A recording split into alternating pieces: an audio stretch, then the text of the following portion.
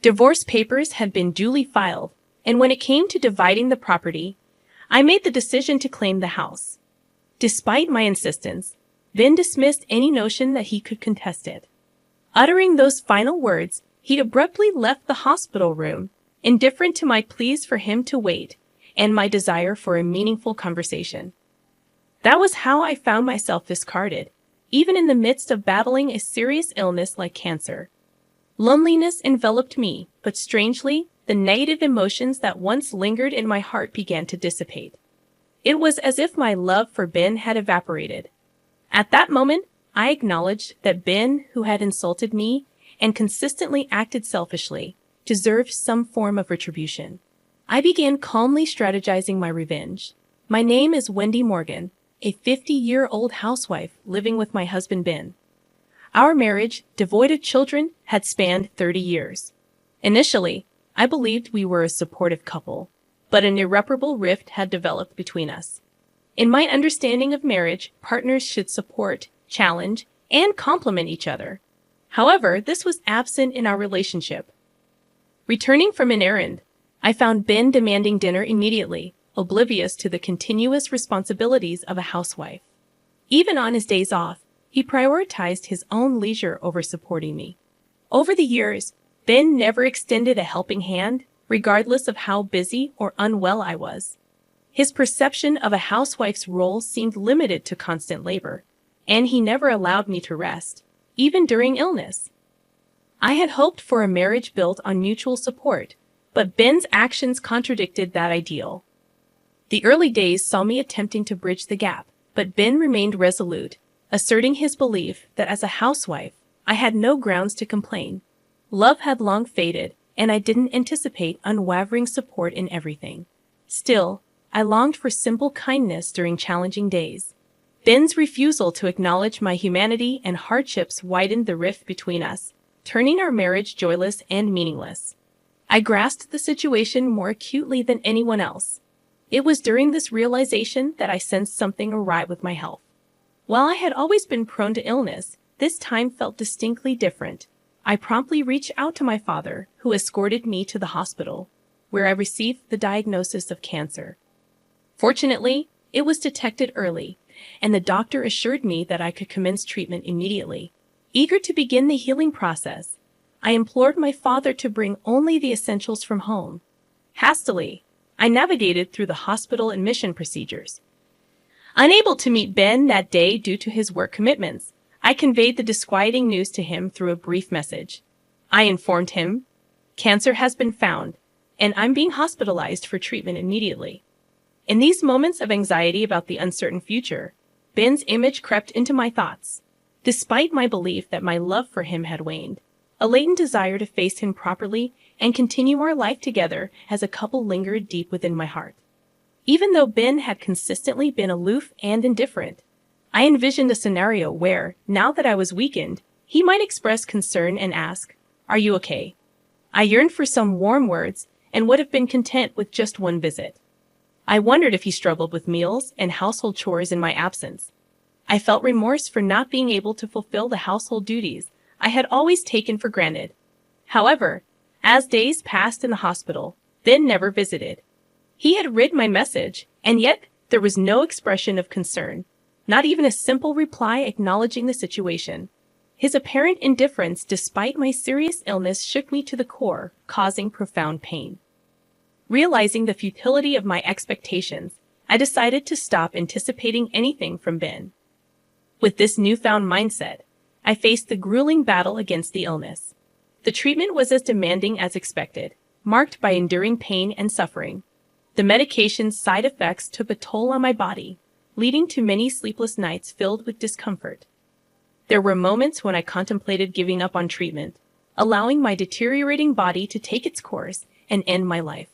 However, each time I felt this way, the encouraging words from my parents, reassuring me that I was doing great and things would surely get better, compelled me to summon strength and endure until today. Then, on a day when I was particularly unwell, lying in bed and staring blankly at the ceiling, the door to my room unexpectedly swung open. It wasn't the day for my parents to visit, and I couldn't help but wonder who had entered. The identity of the visitor became clear as I shifted my gaze and saw Ben standing there. Had he finally come to visit me, genuinely concerned about my condition? As he looked at my emaciated face with hollow cheeks, a whirlwind of emotions left me speechless. Would he come to dislike me even more? Without displaying any concern for my state, Ben sat on a chair next to the bed, stared at me, and laughed. So this is how bad one can look with cancer, huh? You don't even look like a woman anymore. His words made me feel as if the blood had drained from my face. These were words that should never be said to someone fighting cancer. I didn't want him to say anything more, but unaware of my feelings, Ben continued with even more hurtful words. Ever since you've been hospitalized and not at home, every day has been like heaven. The house is a mess, but I don't even have to go back there. Life is so comfortable without you. His heartless words reopened my wounds. Why must I be subjected to such cruel words? Why is there not a single word of concern from him? Although I wanted to vehemently criticize Ben, my weakened body couldn't move as I wished, and all I could do was silently accept his brutal words. I looked at Ben with a vacant gaze, and noticing my stare, he laughed condescendingly. Then, suddenly saying, "Oh yeah, by the way," he uttered unbelievable words. "Oh yeah, by the way, I've already filed the divorce papers.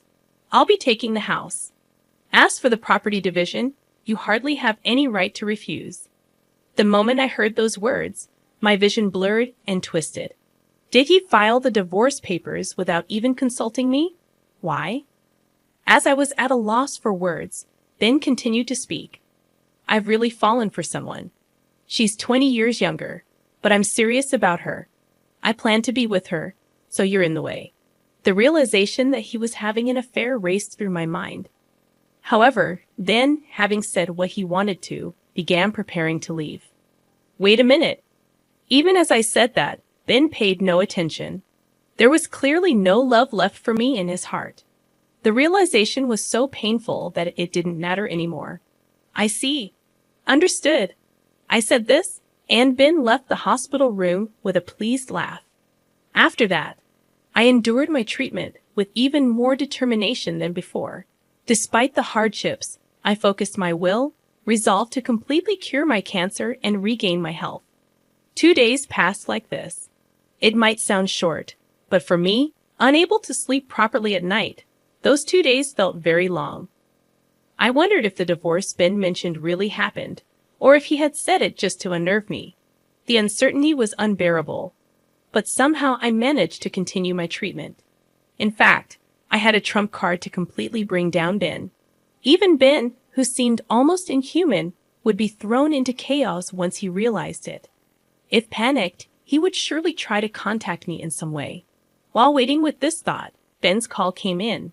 Thinking it improper to answer in the hospital room, I pretended not to notice. But Ben persistently kept calling, even on silent mode. The continuous calls were too annoying. "I'm in the hospital room, and it's inconvenient to have my phone ringing, so please don't call." After sending this message, the calls finally stopped. But then came texts like, "Please let me talk to you just once. Please, I was wrong about everything. I'll apologize properly." Apparently, he had resorted to messaging since I wasn't answering his calls. All of his words seemed like self-defense. Probably, Ben realized why I accepted the divorce so easily. "Can I come over there now?"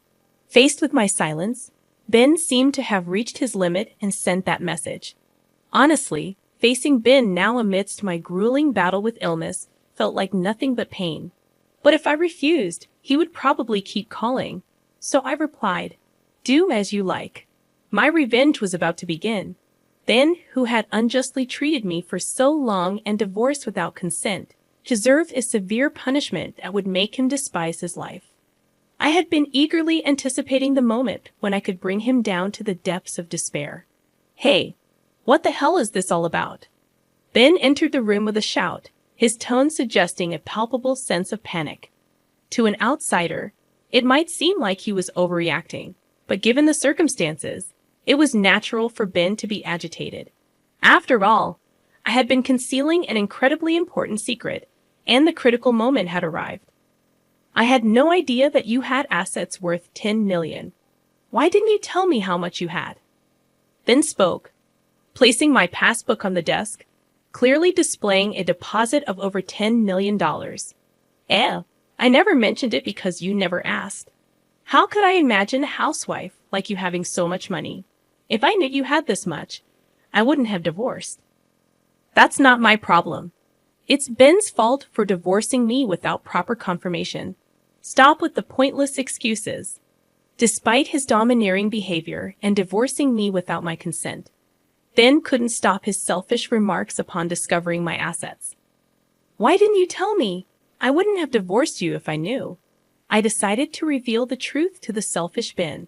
The truth is, I accumulated this fortune of over $10 million through investments. I started to fill my spare time, and it was my parents who suggested, "Why don't you try investing?" Our family life was comfortable even on Ben's salary alone, but I wanted to contribute to our finances in some way. My father, knowledgeable about investments, immediately taught me diligently when I expressed interest.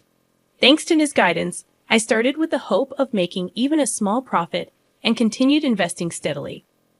I made my first investment 5 years ago, and since then, I rapidly improved, becoming capable of earning significant amounts of money through investments.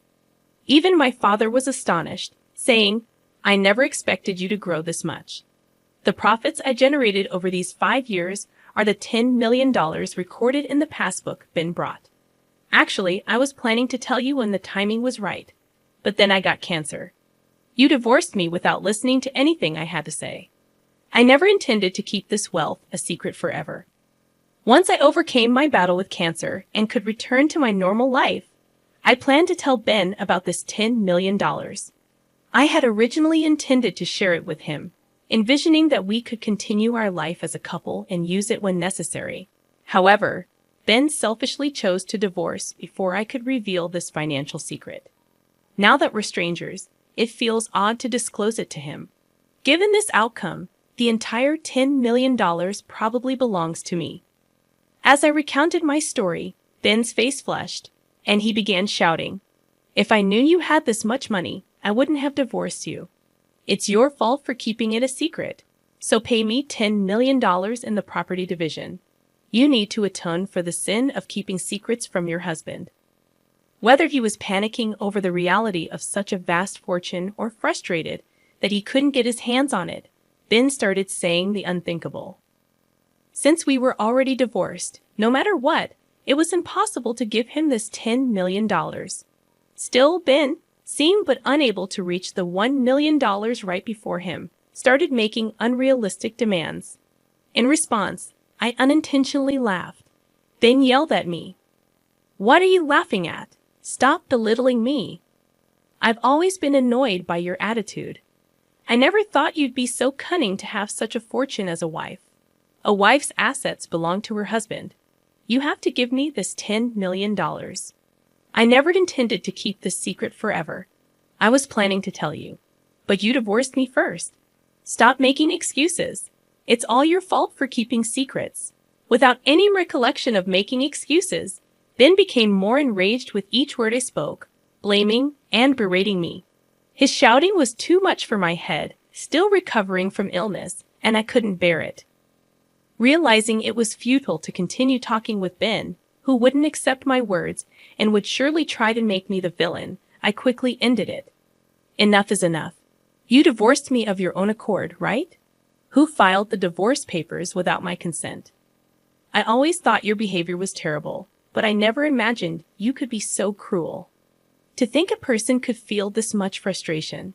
Now my heart was filled not with the pain of battling cancer, but with resentment towards Ben.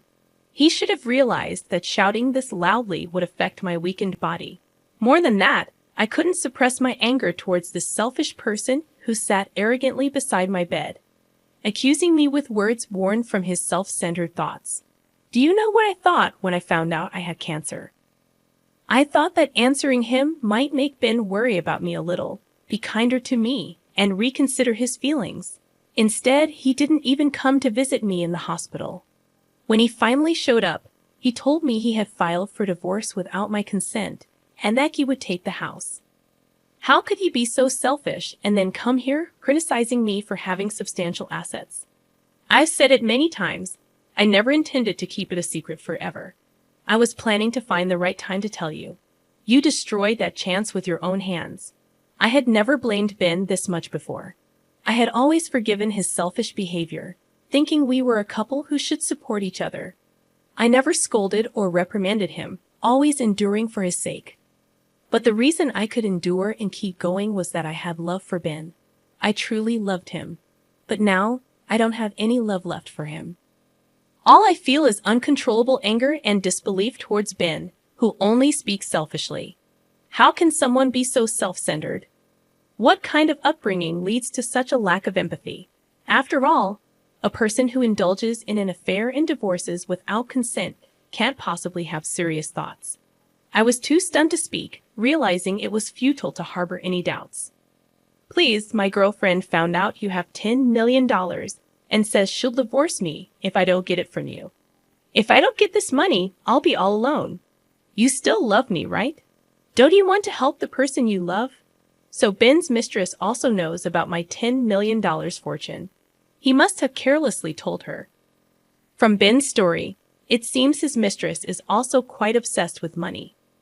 Birds of a feather flock together, I guess.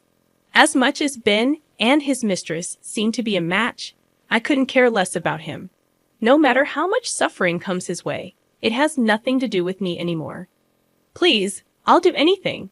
Just give me the $10 million. Otherwise, I'll suffer. Please help me.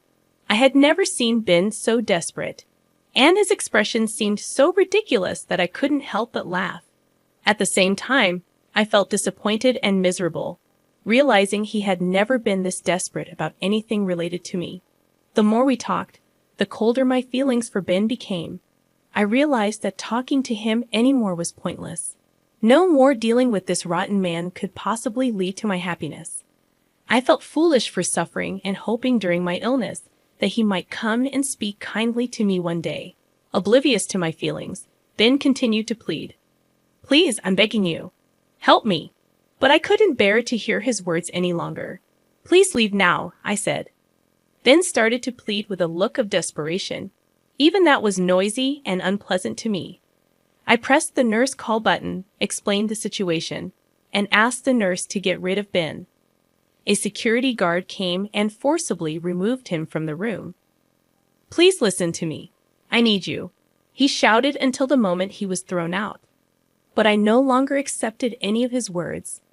Afterwards, he visited the hospital many times, but the nurses, knowing the situation, never let him near my room again. According to a friend, Ben, unable to get the $10 million, disappointed his mistress and was promptly divorced. Now left alone, as for me, I continued to confront my cancer with determination and finally recovered and was discharged. The relief of overcoming my difficult battle with cancer and the newfound energy I felt were more precious than anything. Now I'm living a peaceful and relaxed life, gradually using the assets I grew through investments.